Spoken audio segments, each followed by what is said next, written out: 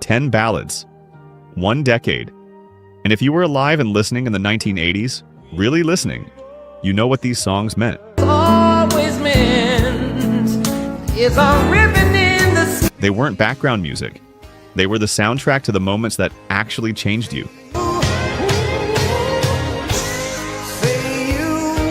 First loves, last dances, late nights when you needed someone to put into words exactly what you were feeling and had no idea how to say it yourself.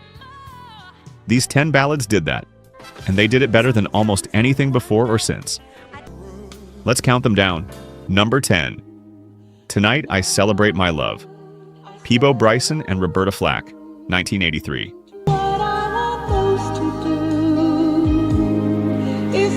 Number 10. And before I even say the name of this song, there's something worth knowing about the woman who sang it.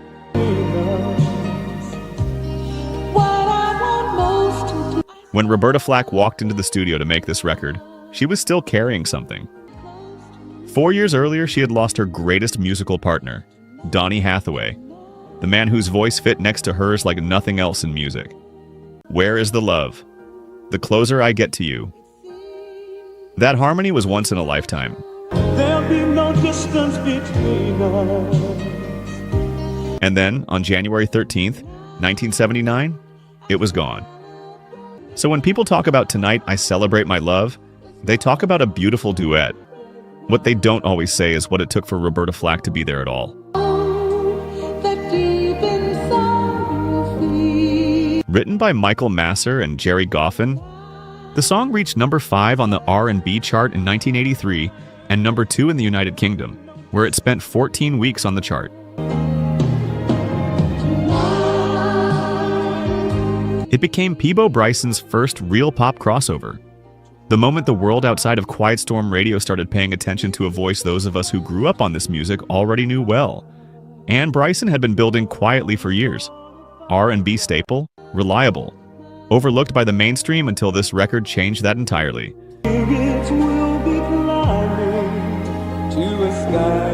But here's what stays with me. This song isn't flashy.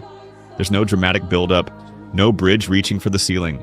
It's just two voices, completely present, completely in sync, and the kind of musical trust that only comes when two people have lived something and aren't pretending otherwise. When I make love to you. Because after what Roberta Flack had been through, she came back. Not louder, not harder, just back.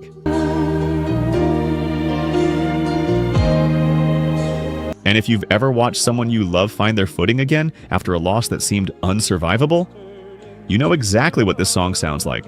That quiet return, that steady grace, a perfect place to begin.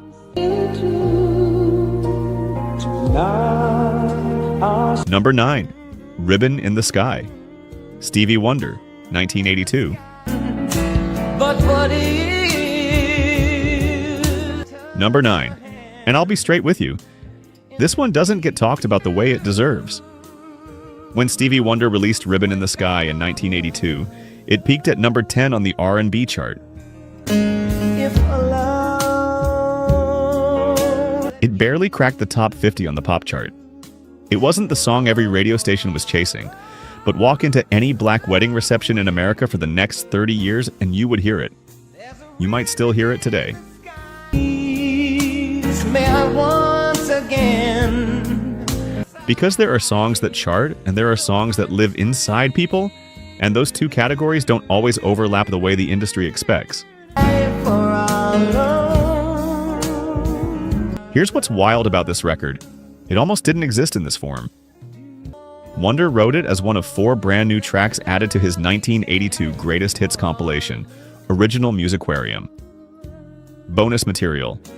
A last-minute addition to a package already full of classics that had topped every chart he'd ever touched. There's a ribbon in the sky. And one of those bonus tracks became what Essence magazine would later name one of the 25 best slow jams of all time. Oh, it will be you and I. Then there's this. Stevie Wonder played every single instrument on this recording himself. The piano, the synthesizers, the drums, every sound you hear is him. Entirely. No session players, no collaborators, just a man and every idea he carried into the room. But what is? And when he sings about a love that feels predestined, like it was written before the two of you ever found each other, like the universe had already decided, you believe him. Because the music sounds exactly like that. Unhurried, certain, already home before it arrives. For all Here's the moment that tells you everything about this song. In February 2012, at Whitney Houston's funeral, Stevie Wonder stood up in front of the world and sang Ribbon in the Sky. Not one of his bigger hits, not Superstition or Sir Duke. This one. Because some songs are built for the moments that matter most. that you to Let's look at the numbers. Only 9% of you are actually subscribed. Honestly, that's tough to see. Our team spends days hunting down archives and verifying every single fact just to tell these stories right. If you've made it this far into the video, you're clearly part of the community, so please hit subscribe. It costs nothing and helps us immensely. Now, for those already subscribed, very few of you have made the jump to our membership, and that's a hard pill to swallow because you're the ones who know our value best. If this channel has moved you or inspired you, consider joining. It's the price of one coffee, but it's the literal fuel for this channel. Let's keep this alive together. Back to the story. Number 8. Say You, Say Me. Lionel Richie, 1985. Actually, Number 8. And this one has a behind-the-scenes story that changes how you hear it completely. When Lionel Richie wrote Say You, Say Me, he wrote it specifically for a 1985 film, White Nights, starring Mikhail Baryshnikov and Gregory Hines. someone there to say, I'll show you. The song was built for that movie's emotional core. And then his label, Motown, looked at the soundtrack deal and said, no. The soundtrack was on a different label. So Motown pulled the song entirely, withheld it from the film it was created for, said this belongs to us and we'll release it our way. I had a dream. I had an awesome dream. The song that would go on to reach number 1 on the Billboard Hot 100, top the R&B chart, win the Academy Award for Best Original Song, and win the Golden Globe. Say you, say me. That song was essentially kept off the movie it was born to accompany. Motown saved it for his 1986 album Dancing on the Ceiling, and it became the number 1 song of 1985. Not just on one chart, it simultaneously topped 3 Billboard charts at once. Here's what makes that worth sitting with. In 1985, you had Prince at his absolute creative peak. You had Michael Jackson. You had Madonna at the height of her commercial power. Well, the whole world got to dance, and that's right, I'm telling you. And the song that climbed above all of them, the number 1 song of the entire year, that was a quiet piano ballad. No pyrotechnics, no spectacle, just a man sitting at a piano asking the simplest question 2 people can ask each other. Say me, say it for always. And here's the thing about that kind of restraint. It's harder than it looks. Because when you strip everything away and there's nowhere to hide, the only thing left is whether or not you mean what you're saying. Lionel Richie meant it. As we go down life's lonesome highway. If you've ever been in a moment with another person where you finally said what you actually felt, and they said it back, this song is what that sounds like. Not showy, not performed, just honest. Say it together. Truly. Number 7. Saving All My Love for You. Whitney Houston, 1985. Though I try to resist being left. Number 7. And here's something that might permanently change the way you hear this song. When Whitney Houston was being prepared to record Saving All My Love for You, her own mother didn't want her to do it.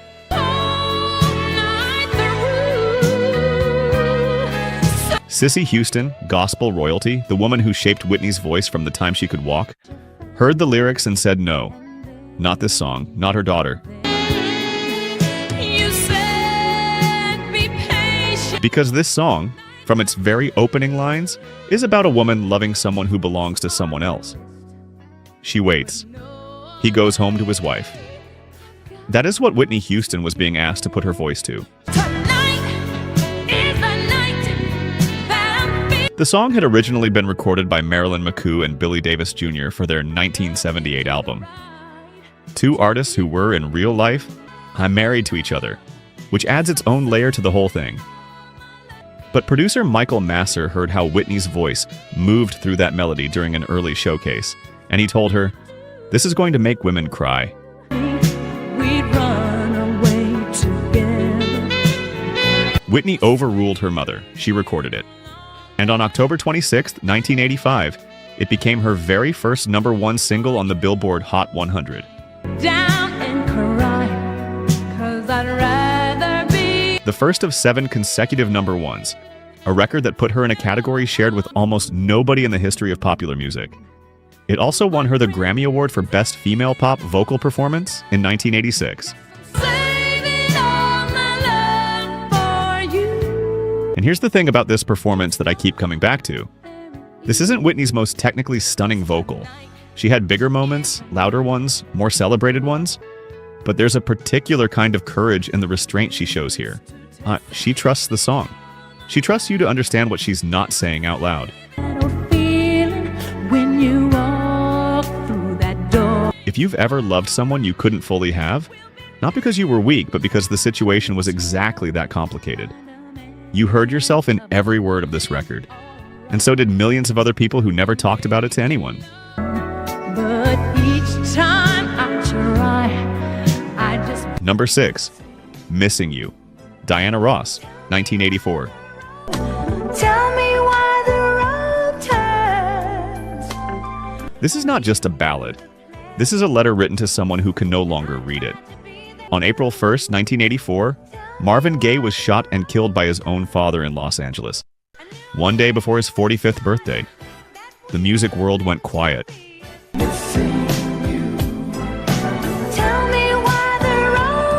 And then slowly people started trying to find words for what had happened, for what had been lost, for the specific weight of losing someone who felt permanent, whose genius you'd taken for granted because he was always just there, part of the fabric of everything. Ooh, I'm missing you. Lionel Richie sat down with Diana Ross.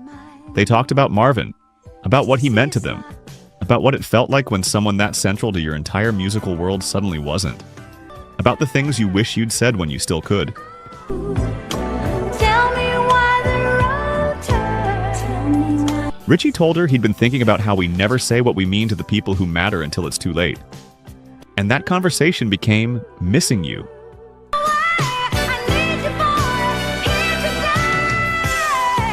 Richie wrote and produced the entire song as a direct tribute to their former Motown label mate. He played keyboards on the session himself.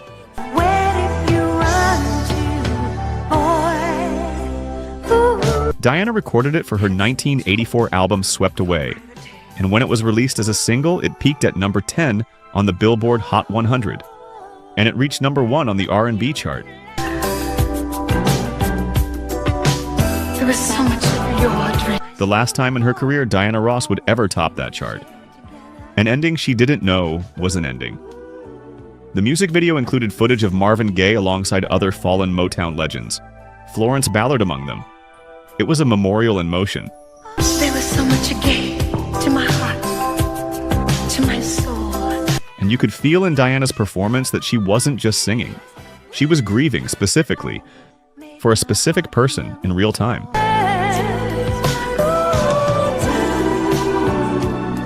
And whether that's the most heartbreaking thing about this song or the most beautiful thing, I'll let you decide. Number 5 is next, and it may be the most legendary vocal moment on this entire list.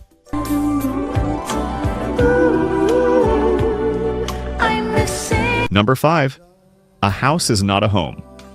Luther Vandross, 1981. It's still a chair. I need you to sit with this one for a full moment before we move on. Luther Vandross did not write A House Is Not a Home. He didn't compose it.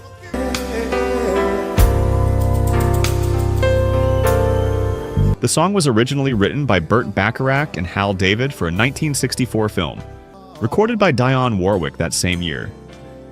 It was already a well-crafted, emotionally honest song that had stood the test of time. A standard, covered by dozens of artists across nearly 2 decades. To hold you tight and Luther made it 7 minutes long. 7 minutes. On his debut album, his very first solo record, Never Too Much, released in 1981. Before anyone outside of black radio and the musicians who'd hired him as a background vocalist really knew his name. when the two of us The song peaked at number 6 on the R&B chart. And here's the detail that stopped me cold when I found it. Burt Bacharach, the man who wrote it, later said that Luther Vandross's version was the best recording of that song he had ever heard. Of every artist, in 60-plus years of people covering his work, the best. now and then. But here's what's underneath that.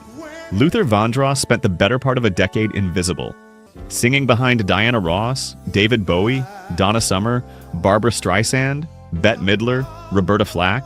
When there's no one there.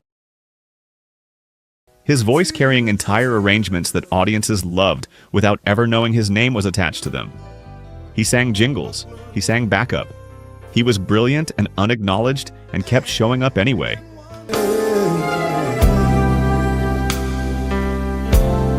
And when he finally got his own record, this is what he chose to say first. Not a flex, not a statement. Just the most human feeling he knew. What it feels like when a physical space is missing the person who made it mean something. When you're standing in a room that should feel like home and it just doesn't.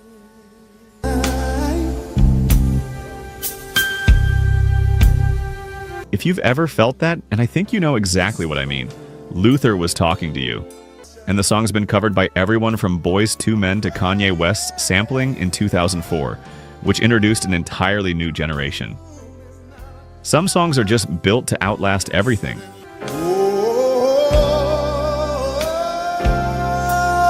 Number 4, Sweet Love. Anita Baker, 1986.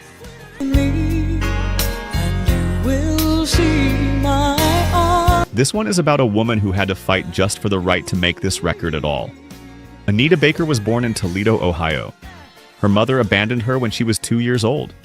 She was raised by foster parents in Detroit, Michigan. And when Anita was 12, her foster parents both died.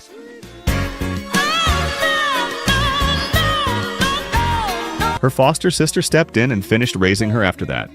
So whenever you hear that voice, the way it carries everything without flinching, the way it sounds like someone who has already survived the thing they're singing about, you now know something about where that comes from.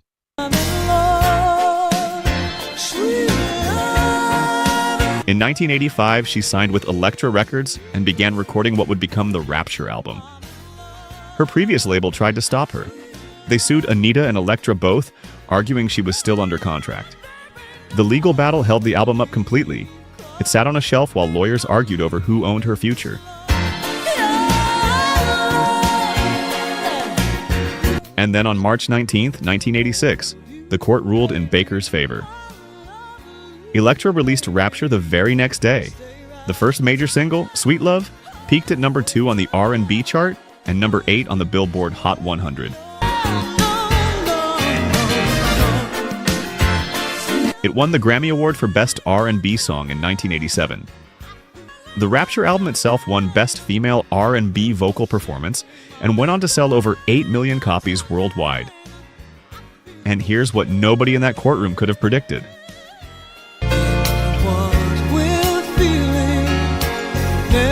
Anita Baker didn't just survive the lawsuit. She made one of the defining albums of the entire decade. She set the template for Quiet Storm R&B in a way that artists are still drawing from today.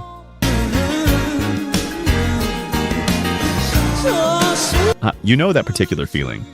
When something you waited for and fought for and refused to give up on finally arrives, exactly as beautiful as you believed it would be? Sweet Love sounds like that. Not triumphant and loud, just settled. The sound of someone who walked through fire and came out the other side still believing in love. That, at number 4, is what this song is. Number 3, Greatest Love of All, Whitney Houston, 1986.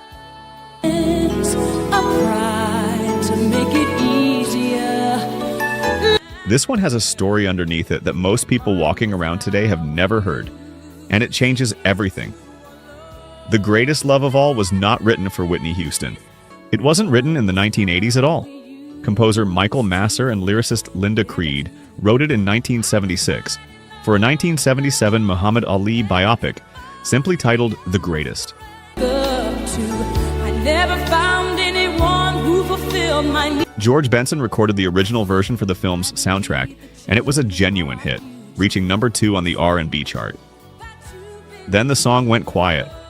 Almost 9 years passed. Inside, give them a sin. Here's what most people don't know about Linda Creed. She had been diagnosed with breast cancer.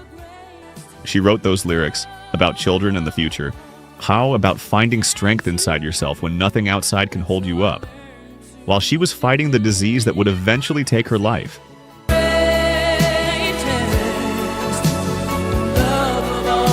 She wasn't writing a pop song.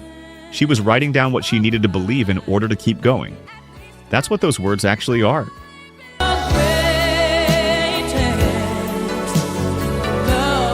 When Whitney recorded it for her 1985 debut album, Arista's Clive Davis was initially against including it. It was Whitney and Masser who pushed. Everybody's searching for a hero. People need someone to look. And when it finally came out as a single in March 1986, it reached number 1 on the Billboard Hot 100 for 3 consecutive weeks, making Whitney the first female artist ever to score 3 number 1s from the same debut album.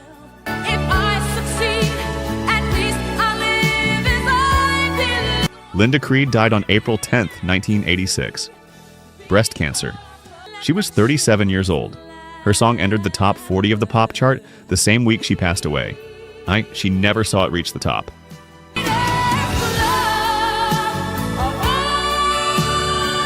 And there's one more thing. The same song that ended Linda Creed's story was the song that started Whitney's.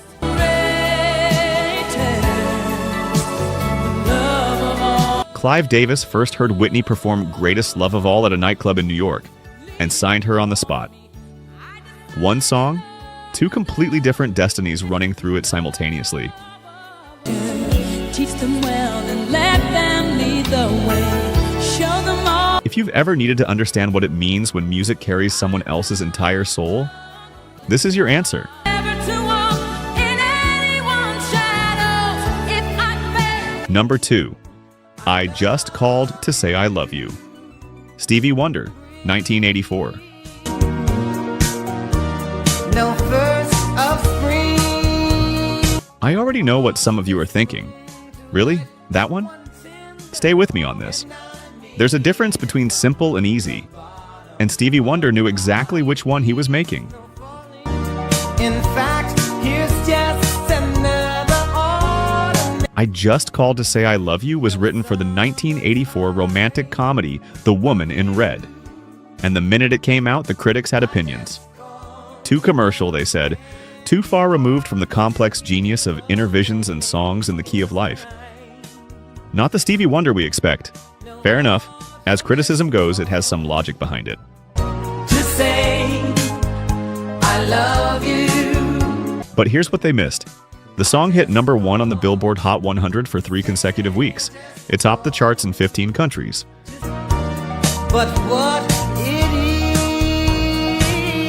is. It became the highest charting single of Stevie Wonder's entire career, above Superstition, above Sir Duke, above every masterpiece from the most celebrated decade any R&B artist had ever had. Of these 3 words that I must say to you. And it won the Academy Award for Best Original Song. When Stevie stood at that podium, he dedicated the award to Nelson Mandela, who was still imprisoned in South Africa at the time. To say how much I care. The South African government was so offended by that dedication, they banned Stevie Wonder's music in the country entirely. An entire nation's government tried to erase this song from existence because of one sentence he spoke from a stage.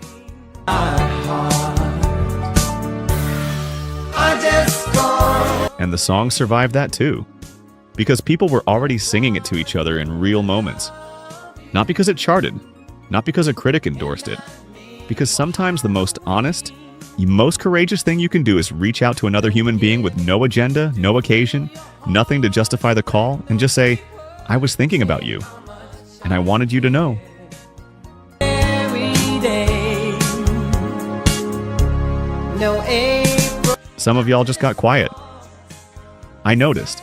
And if this song was connected to a specific person in your life, you already know where this is going, and you don't need me to explain it further. That's not simple, that's everything. How much I care. Number 1. Endless Love. Diana Ross and Lionel Richie, 1981. Number 1. And everything else on this list was building toward this. Here's how it actually happened. It was 3:30 in the morning in a 16-track recording studio in Reno, Nevada. Lionel Richie had driven in from Los Angeles. Diana Ross had come straight from a concert in nearby Lake Tahoe. Neither of them had slept.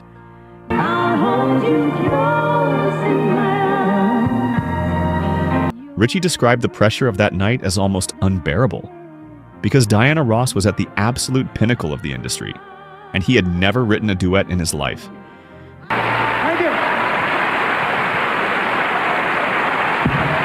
For her part, Diana admitted in her autobiography that their working relationship was difficult. She was a perfectionist. He was not always on time.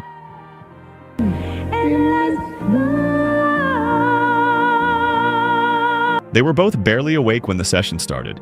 Less than 2 hours later, they had both their vocals on tape. The song hit number 1 on the Billboard Hot 100 on August 15, 1981. And it stayed there for 9 weeks. 9. For 3 of those weeks, it simultaneously topped the Hot 100, the R&B chart, and the Adult Contemporary chart. All 3 at once.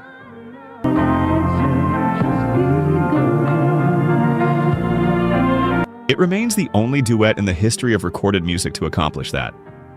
Billboard later named it the greatest love song ever recorded. Not of the decade, not of the era, of all time.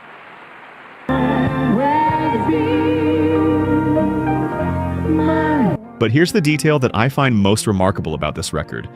For Diana Ross, it was her last Motown single. She had just signed a $20 million deal with RCA and was walking out the door after 20 years. For Lionel Richie, it was his very first release as a solo artist, the launching point of one of the biggest solo careers of the decade.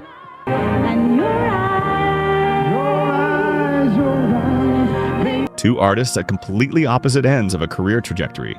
A one stepping out, one stepping in.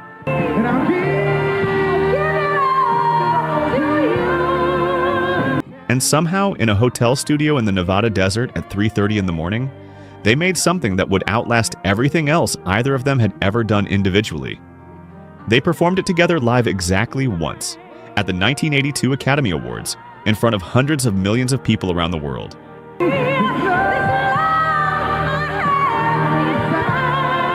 And after that night, they went back to their separate paths. 1 night, 2 hours. The greatest love song ever made. That is what number 1 looks like. 1.